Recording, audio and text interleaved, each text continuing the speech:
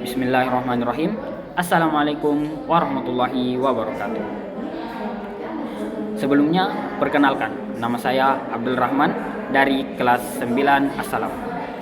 Pada kesempatan ini, saya akan mengutarakan pendapat saya yang berjudul Bebas Tapi Tak Beretika, Kebebasan yang Salah Arah. Di era digital seperti sekarang, semua orang punya ruang untuk berbicara. Media sosial membuka peluang besar bagi kita untuk mengutarakan pendapat yang kita miliki. Tapi pertanyaannya, apakah semua orang tahu cara berpendapat dengan etika? Jawabannya tidak. Menurut Komnas HAM, sepanjang tahun 2020 hingga 2021 tercatat ada 44 kasus pelanggaran kebebasan berpendapat dan 52% diantaranya terjadi di ruang digital.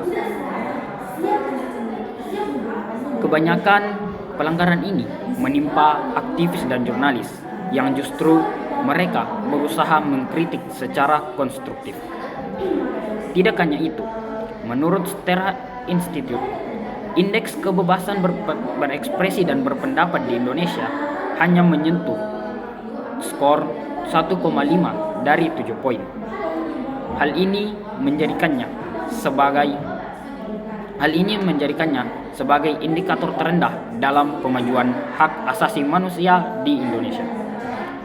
Lebih mengkhawatirkan lagi, menurut survei LSI yang dikutip dari detik.com menunjukkan bahwa 42% masyarakat Indonesia setuju bahwa kebebasan berpendapat di Indonesia masih terancam, terutama karena adanya ancaman hukum dan sosial.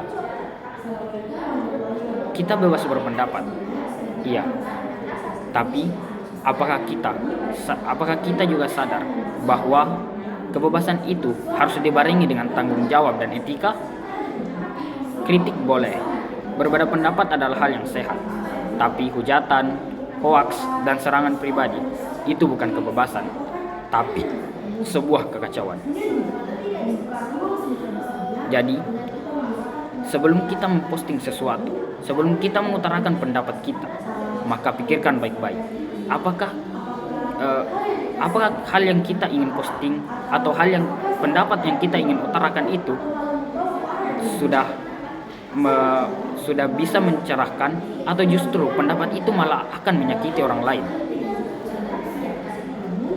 Maka dari itu, saya mengajak teman-teman sekalian untuk bijak dalam menggunakan media sosial dan bijak dalam mengutarakan pendapat. Karena kebebasan tanpa etika adalah kebebasan yang salah arah.